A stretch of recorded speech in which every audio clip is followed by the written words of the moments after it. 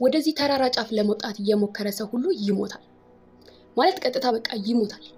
እንዴት እንደሚሆን ልንገራችሁ።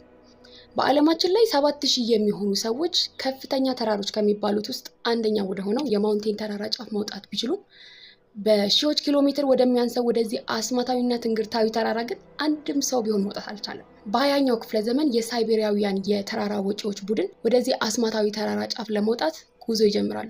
ይሄን ትልቅ ስህተት ግን ከማድረጋቸው 10 ዓመታት ምናምን ቀድሞ ሌሎች ተራራ ወጪዎች ቡድን ወደዚህ ተራራ ጉዞ ጀምረው ያለምንም ማስረጃ ደብዛቸው ከጠፋ በኋላ ነበር። እና በ20ኛው ክፍለ ዘመን እነኚህ የሳይቤሪያውያን የተራራ ወጪዎች ቡድን ጉዞ ከጀመሩ በኋላ ልክ በሰዓታት ቆይታ ውስጥ ምናምን አንድ አስደንጋጭ ትንግርታዊ ምልክት ማየት ይጀምራሉ። ይሄ ምልክት ምን መሰላችሁ? ገና ተራራው ላይ ከወጡ ግማሽ ቀን እንኳን ሳይሆን ብዙ ጊዜ የቆዩ ይመስል ጥፍሮቻቸው በፍጥነት እያደጉ ጸጉራቸው እያደገ ምናምን ይባስ ብሎ የህመም